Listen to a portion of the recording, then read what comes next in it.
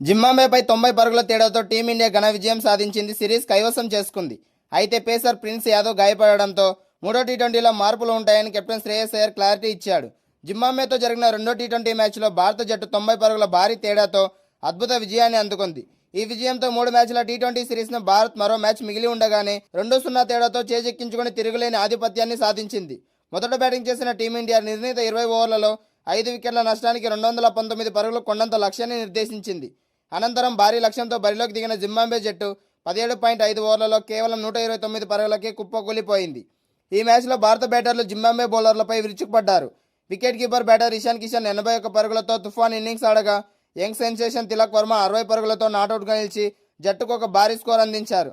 వీరిద్దరూ బాధుడు వల్లనే టీమిండియా అనుకున్నంత స్కోర్ కంటే ఎక్కువ పరుగులు చేయగలిగింది. భారత్ నిర్దేశించిన 220 పరుగుల భారీ లక్ష్యాన్ని ఛేదించలేక జింబాబ్వే బ్యాటర్లు వరుసగా వికెట్లు పారేసుకుని ఓటమి పాలయ్యారు. భారత విజయంలో కీలక పాత్ర పోషించిన యువ ఫాస్ట్ బౌలర్ ప్రిన్స్ యాదవ్ దురదృష్టవశాత్తు గాయపడ్డాడు. తన రెండో ఓవర్ వేస్తున్న సమయంలో రెండో బంతికి కండరాల నొప్పితో మైదానాన్ని వీడాల్సి వచ్చింది. గ్రౌండ్ వీడక ముందే ప్రిన్స్ యాదవ్ 2 కీలక వికెట్లు పడగొట్టి ప్రత్యర్థిని దెబ్బతీశాడు.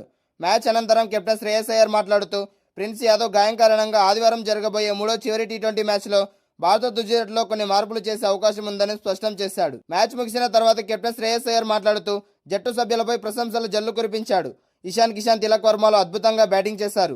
ఈ పిచ్పై 180 నుంచి 200 పరుగులు చేస్తే చాలు అనుకున్నాం, కానీ మనోళ్ళు ఏకంగా 219 పరుగులు చేశారు.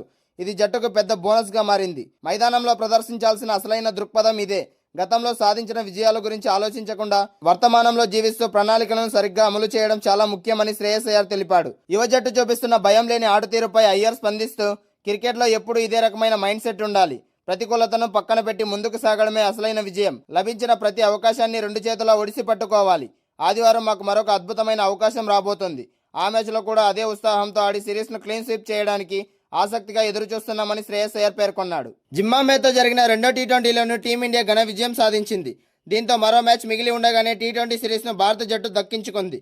భారత్ అందించిన 220 పరుగుల లక్ష్య ఛేదనలో జింబాబ్వే టీం కేవలం 17.5 ఓవర్లలోనే 129 పరుగులకే పరిమితమై ఆలౌట్ అయింది. భారత్ తరపున యష్ ఠాకూర్, ప్రిన్స్ యాదవ్, రవి బిష్ణోయి, శివం దూబే, తిలక్ వర్మ, అభిషేక్ శర్మ వికెట్లు తీశారు.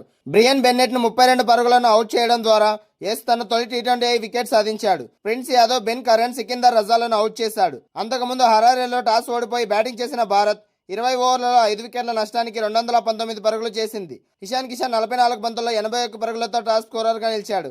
తిలక్ వర్మ 29 బంతుల్లో 60 పరుగులతో నాటౌట్గా నిలిచాడు.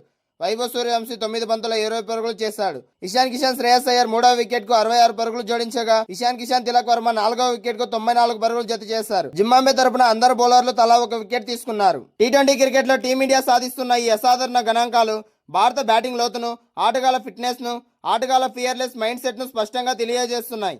ఆపోజిట్ టీంలకు నిద్ర లేకుండా చేస్తున్నాయనడంలో ఎలాంటి సందేహం లేదు. పొట్టి ఫార్మెట్ లో భారత క్రికెట్ జట్టు విధ్వంసకర బ్యాటింగ్ తో సరికొత్త ప్రపంచ రికార్డు నెలకొల్పింది. టీ20 చరిత్రలో అత్యధికంగా 52 సార్లు 200కు పైగా పరుగులు సాధించిన తొలి జట్టుగా అవతరించింది, అగ్రస్థానంలో నిలిచింది. ఒక క్యాలెండర్ ఇయర్లో అత్యధికంగా 9 సార్లు 200 దాటించిన రికార్డును కూడా సమం చేసింది భారత్. అంతర్జాతీయ టీ20లతో పాటు మొత్తం పొట్టి ఫార్మెట్లతో భారత్ ఆధిపత్యం నానాటికి పెరుగుతోంది. మ్యాచ్ ఆరంభం నుంచే బాదుడే లక్ష్యంగా మైదానంలోకి దిగుతున్న భారత బ్యాటర్లు పదే 200+ స్కోర్లు నమోదు చేస్తూ చరిత్ర సృష్టిస్తున్నారు.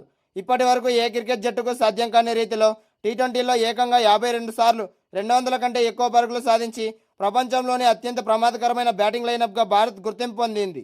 ఈ రేసులో రాయల్ ఛాలెంజర్స్ బెంగళూరు 46 సార్లు 200+ పరుగులు చేసి రెండో స్థానంలో నిలవగా కౌంటీ క్రికెట్ జట్టు సమర్సెట్ 44 సార్లు ఈ ఘనత సాధించి మూడో స్థానంలో నిలిచింది. ఓ అంతర్జాతీయ జట్టు ఐపీఎల్ ఫ్రాంచైజీల కంటే విదేశీ కౌంటీల క్లబ్ల కంటే ఎక్కువ సార్లు భారీ స్కోర్ నమోదు చేయడం భారత బ్యాటింగ్ శైలిని దూకుడుకు అద్దం పడుతోంది. 2026 క్యాలెండర్ ఇయర్ లో భారత జట్టు మరో చారిత్రాత్మక రికార్డును కూడా సాధించింది. ఒకే ఏడాది వ్యవధిలో ఏకంగా 9 సార్లు 200 కంటే ఎక్కువ పరుగులు చేసి ప్రపంచ రికార్డు సృష్టించింది. గతంలో 2024లో సాధించిన 9 సార్లు 200+ స్కోర్ రికార్డును కూడా టీమిండియా ఈ ఏడాది మళ్లీ పునరావృతం చేసి సమం చేసింది.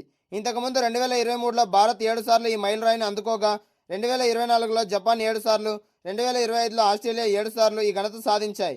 2022లో ఇంగ్లాండ్, సౌత్ ఆఫ్రికా, 2024లో వెస్టిండీస్ జట్లు తలా 6 సార్లు మాత్రమే సాధించగలిగాయి. అయితే వీరందరినీ దాటుకుని భారత్ అగ్రస్థానంలో నిలవడమే కాక తన రికార్డులను తానే తిరగరాసుకుంటూ ముందుకు సాగుతోంది. పొట్టి ఫార్మెట్లో భారత జట్టు వ్యూహం పూర్తిగా మారిపోయింది. పవర్ ప్లే ఆరంభం నుంచే ప్రత్యర్థి బౌలర్లపై విరుచుకుపడడం, చివరి ఓవర్ వరకు అదే వేగాన్ని కొనసాగించడం టీమిండియాకు నయా సూత్రంగా మారింది. యంగ్ ఓపెనర్లు, మిడిల్ ఆర్డర్ పవర్ హిట్టర్లు భయం లేకుండా వికెట్ నష్టపోయినా లెక్క చేయకుండా బౌండరీల లక్ష్యంగా బ్యాటింగ్ చేస్తుండడంతో ప్రతి మ్యాచ్లోనూ కొండంత లక్ష్యం సాధించడం సాధ్యమవుతోంది. ముఖ్యంగా వికెట్లు పడినా రన్ రేట్ తగ్గకుండా చూడడంతో ప్రత్యర్థి జట్లు ఒత్తిడిలో పడిపోతున్నాయి. రాబోయే సిరీస్లోనూ భారత్ ఇదే ఆక్రమణ శైలిని కొనసాగిస్తే ఒకే ఏడాదిలో 10 సార్లు 200+ సాధించిన తొలి జట్టుగా చరిత్ర సృష్టించడం ఖాయంగా కనిపిస్తోంది.